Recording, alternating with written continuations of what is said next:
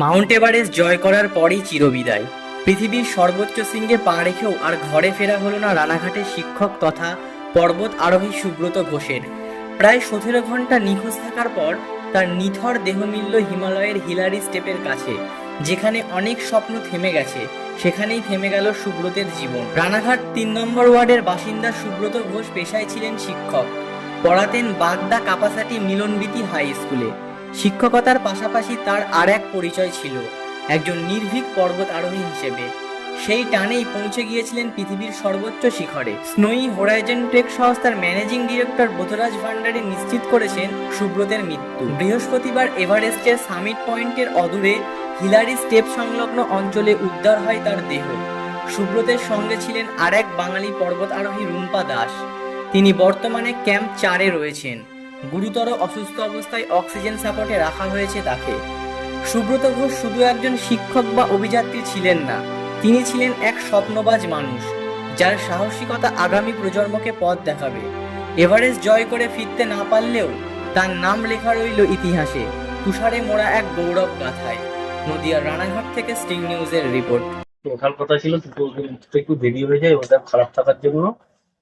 তারপর তো আমরা দুপুরের পর খবর পাই সামিট হয়েছে, কিন্তু তারপরেই 5টা সাড়ে 5টা নাগাদ আমরা খবর পাই যে সুব্রত ও একটু অসুস্থ হয়ে গেছে, ও খুব ধীরে হাঁটছে এরকম আমরা খবর পাই। তারপর আমরা এজেন্সির সাথে বারবার যোগাযোগ করার চেষ্টা করি যে কোনোভাবে যদি ওকে রেস্কিউ করে ফেরত নিয়ে আসা যায়, এবং সেই চেষ্টা আমরা ক্রমাগত করে যেতে রাত্রি 12টা অবধি, কিন্তু এজেন্সি মারফত আমরা সেই সহযোগিতা পাইনি। এজেন্সি বারবারই বলছে আমরাও কাঠমান্ডুতে রয়েছি, আপনারাও দূরে রয়েছেন, আমরা চেষ্টা করছি, সেটা পাঠানো যাচ্ছে না। আমরা বারবার বলেছিলাম যে যদি হেলিকপ্টার বা কোনো কিছু প্রয়োজন হয় টাকা পয়সার জন্য চিন্তা করবেন না, আমরা অ্যাকাউন্ট যা বলবেন আমরা টাকা পয়সা পাঠিয়ে দেবো, কিন্তু আপনারা যেভাবে হোক হেলিকপ্টার হোক শেরপা হোক যেভাবে ওকে রেস্কিউ করার ব্যবস্থা করুন, অন্তত 4 নম্বর ক্যাম্পে নিয়ে আসুন। কিন্তু সেটা আমরা কোনোভাবেই ওদেরকে সেটা বোঝাতেও পারলাম না যে আপনারা করুন, কিন্তু ওরা কোনোভাবেই সেই জিনিসটা করলো না। শেষ অব্দি কি খবর পেলেন?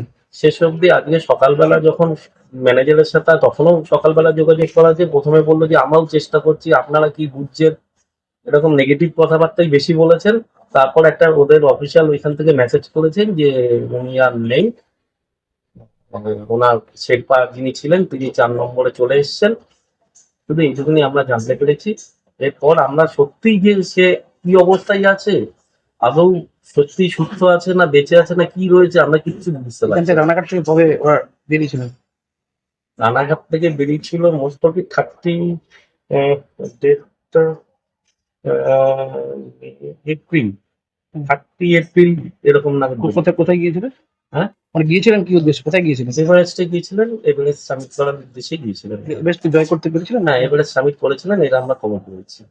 শুধু নামার সময় নামার সময় এই জিনিসটা আমরা অঘটনটা শুনতে পাই। নগরটা কি শুনেছেন? মানে তুষারপাত দিয়ে এরকম কিছু? তুষারপাত বলতে ওয়েদার খারাপ ছিল, কিন্তু উনি খুব আস্তে আস্তে নামছিলেন।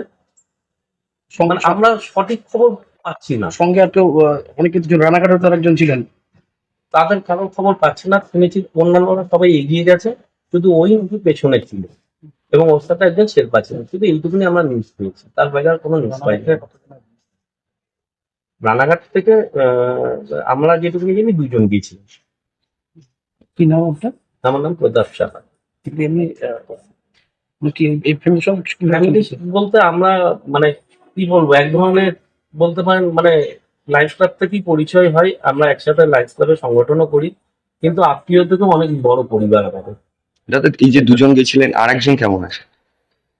আরেকজনের খবর পাইনি, উনি নাকি 4 নম্বর ক্যাম্পে চলে এসেছেন, মানে সেফ জোনে আছেন, এইটুকু আমরা জানতে পেরেছি।